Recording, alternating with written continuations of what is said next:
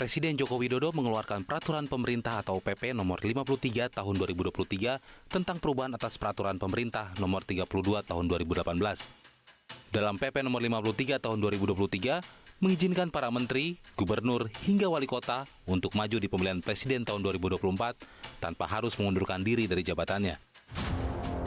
Dalam pasal 18 ayat 1A, mengatur tentang menteri dan pejabat setingkat menteri yang dicalonkan oleh partai politik atau gabungan partai politik peserta pemilihan umum sebagai presiden atau calon wakil presiden, sebagaimana yang dimaksud pada ayat 1, harus mendapatkan persetujuan dan izin cuti presiden.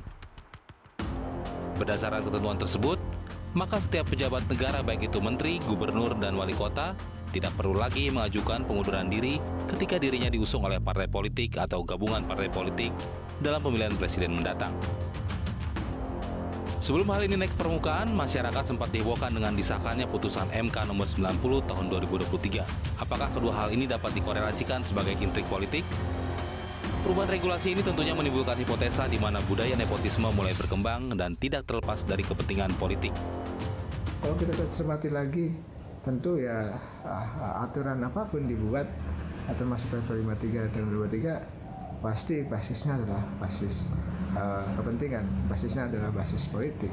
Ya kalau sudah basis kepentingan dan basis politik, maka tentu yang diuntungkan ya kemungkinan kubunya Pak Jokowi begitu.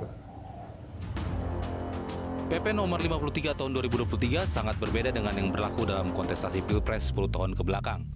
Sebelumnya pada PP nomor 32 tahun 2018, secara eksplisit menyatakan setiap pejabat negara yang mencalonkan diri dan diusung oleh partai politik dan atau gabungan partai politik dalam pemilihan presiden diharuskan untuk mengundurkan diri terlebih dahulu dari jabatannya tanpa terkecuali.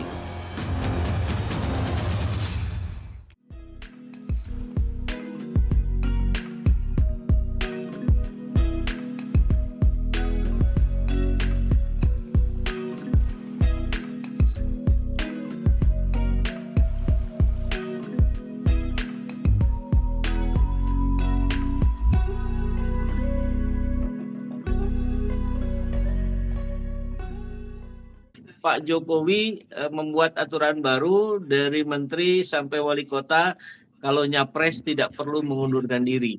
Nah, kemudian ini abang respon di Twitter, saya coba bacakan, beda antara kampanye dan melaksanakan tugas tipis sekali, tergantung niat. Tapi niat kan tidak ada yang tahu. Aturannya kian lentur. Siapa yang diuntungkan ya? Saya kira pertanyaan terakhir ini pertanyaan retorik. Tapi kalau lihat di kolom komentar ada juga yang jawab. Ada yang jawab Gibran, ada yang jawab Mukidi dan sebagainya. Nah, bagaimana Bang? Kenapa merasa ini harus direspon di Twitter, Bang? Ya, bismillahirrahmanirrahim. Yang pertama tentu aturan ini kian menegaskan ada sesuatu yang perlu kita awasi ya. Mestinya mau jadi pemimpin itu tugas yang paling utama pegangannya itu etika ya, bukan aturan main saja ya.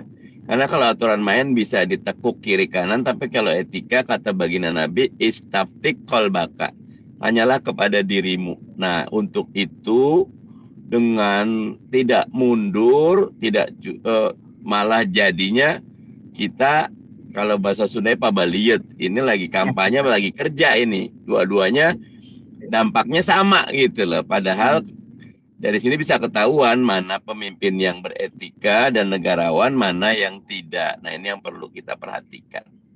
Gitu Kang. Ya baik. Kalau kita menilik pada aturan yang dimunculkan ini, kemudian ini kan bukan sekali ini saja. Ada MK, ada ini segala macam. Kemudian abang barusan di atas aturan tentu ada etika, tapi nampaknya kalau dalam perspektif saya, Bang, mohon dikoreksi jika tidak tepat, buat mereka itu ya sudah dikesampingkan saja soal etika. Toh ujung-ujungnya kita semua akan berpatokan pada aturan. Ketika aturannya diubah ya kita ikut aturan baru. Nah, bagaimana kita menyikapinya gitu kalau kita sudah berhadapan dengan orang yang udah nggak peduli lagi dengan etika? Yang pertama, cool aja dulu, tenang aja dulu, jangan emosi. Kalau emosi ikut mereka. Harus tenang. Nah yang kedua, Ya. siapkan kamera, siapkan perangkat untuk memotret, merekam, menjaga kalau ada kejadian-kejadian yang terindikasi curang. Langsung video, langsung sebarkan. Karena kita sekarang ini diuntungkan dengan era sosial media. Viralkan saja bahasanya gitu, Kang. Nanti kalau udah viral, mereka akan ketemu hukum sentimen publik. Publik dan publik yang akan menjadi hakim yang terbaiknya. Begitu, Kang. Ya, ya, ya. Mudah-mudahan itu yang hari ini sudah disadari oleh rakyat mayoritas, Bang ya. Tapi kalau Abang sampaikan barusan tentang jangan emosi, ini saya menangkapnya ini berlaku untuk sebagian, yang berbahaya ini sebagiannya lagi yang apatis gitu, Bang. Udahlah, kami muaknya sudah level yang tertinggi, sudah hopeless saja udah gitu. Nah, kan ini yang berpotensi menjadi barangkali golput gitu atau mungkin hal-hal yang tidak produktif lainnya, Bang. Bagaimana ini kalau begini? Apatis boleh, golput jangan. Karena golput itu menguntungkan mereka. Dengan kita golput, sementara mereka masuk ke kelas bawah yang gampang dimobilisasi dengan anggaran, dengan program, dengan BLT, sementara masyarakat kelas menengahnya apatis dan golput, maka mereka menang. Tapi kalau kelas menengahnya itu apatis, tapi saat yang sama melakukan perlawanan, insya Allah, amin menang. Itu. Baik, gitu, baik, kan? baik. Kalau bergeser ke yang setelahnya, Bang, tweet Abang ini masih terkait juga dengan netralitas. Saya coba buka dulu. Ya, ini merespon Kompas Jumat 24 November kemarin ya. Problem netralitas bayangi pemilu. Dan di sini Abang menyampaikan bahwa selalu ada godaan untuk curang dalam pemilu, khususnya mereka yang punya kuasa. Melaporkan personal ASN atau aparat yang ketahuan mendukung salah satu paslon mudah. Yang susah adalah pemegang kuasa yang canggih merekayasa dan memobilisasi dukungan. Perlu investigasi serius. Ayo awasi para pemegang kuasa. Nah, kalau tadi sebetulnya Abang sudah sentil sedikit bahwa senjatanya adalah ini gitu. Kamera, rekam, videokan, sebarkan. Tapi selain itu adakah cara lain, Bang? Ada caranya. Satu, kita mulai membuat perkiraan skenario mereka.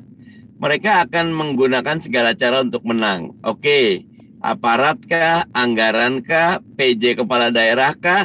Nah, kita udah mulai tuh. Ada yang nguntit, ada yang ngikutin, ada yang jagain, ada yang ngerekamin, ada yang viralin gitu. Nah, nanti akan kejeblos ya. Mereka akan tidak semuanya yang namanya busuk pasti akan tercium juga baunya. Begitu, kan? Nah, kalau kita melihat kondisi kita hari ini yang begitu serba, kita melihat ini seperti sebuah pengkondisian yang begitu terstruktur, sistematis dan masif dari aparat penegak hukum, ASN, apa segala macam. Masih seberapa persenkah kita masih bisa menyimpan optimisme bahwa pemilu yang berpotensi curang ini pada akhirnya tidak akan terjadi gitu? Kalau di perkotaan kita kuat, yang harus dijaga di pedesaan. Di daerah di mana kelas menengah kita berkurang, saksi juga kurang, perangkat partai kurang, yang ada kekuasaan oligarki. Nah, karena itu kita harus melakukan edukasi publik sampai jauh ke pelosok.